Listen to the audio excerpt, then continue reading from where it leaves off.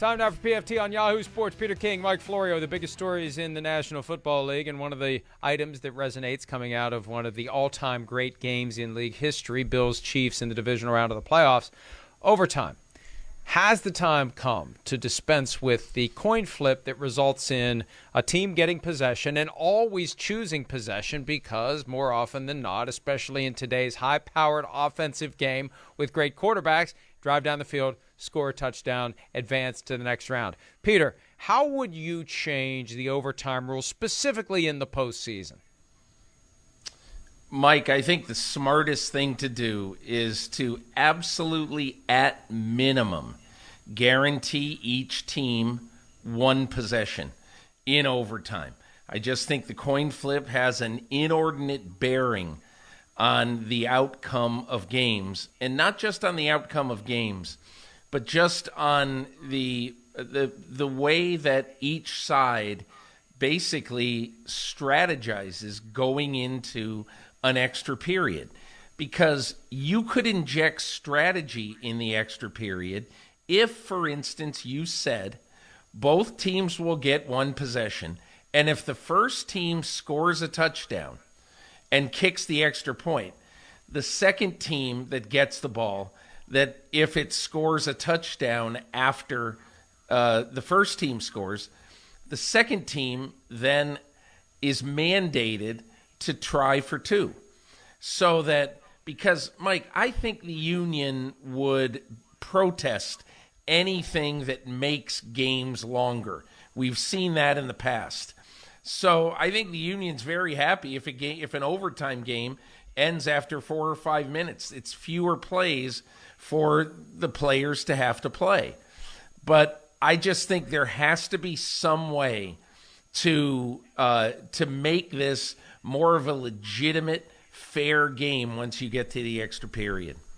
Fair is the key, and hinging the outcome of a game on the flip of a coin, with that being the predominant factor. I think I saw a stat yesterday from NFL Research that the team, that they're 10-1 in postseason since they changed the rule after the 2009 NFC Championship game. 10-1 is the team that has won the opening toss of overtime. That's just it's not fair.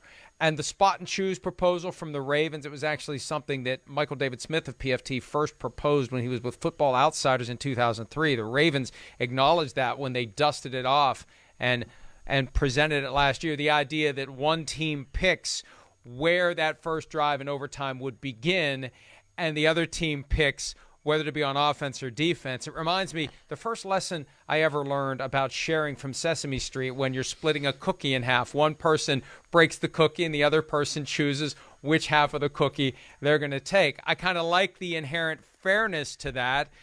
The Ravens proposed it last year. It didn't get much steam. Do you think that that's something worth considering as a fair way to start overtime?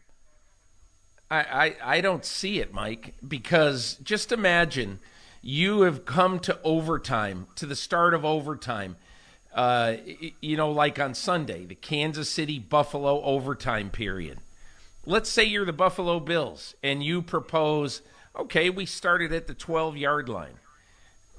What's Andy Reid going to say? Of course we'll take the ball. Then say the 11. If you proposed it at the 2-yard line, I think either coach would have said, we'll take the ball.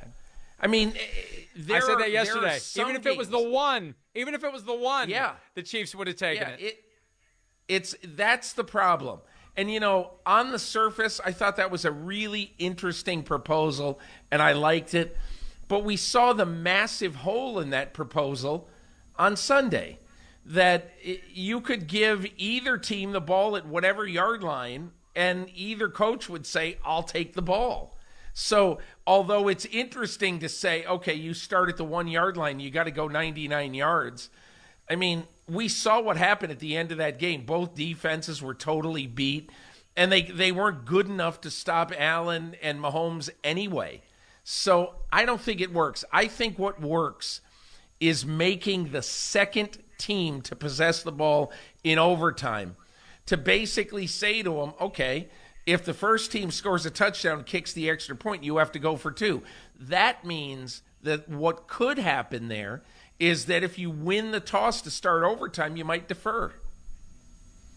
My idea, which was taken by the Spring League, which I was fine with, and then used by XFL 2.0, I don't know if XFL 3.0 is going to use it, a 2-point conversion shootout, like penalty kicks in soccer, penalty shots in hockey. You go 2-point conversions back-to-back, 3 sessions, 5 sessions, or back and forth one after another. I know it's not traditional scrimmage football, and there'll be a lot of people that don't like it, but it's fair. And that's all I'm looking for, is something that is fair. That's it for now. Thanks, as always, for some of your time. We'll see you again down the road.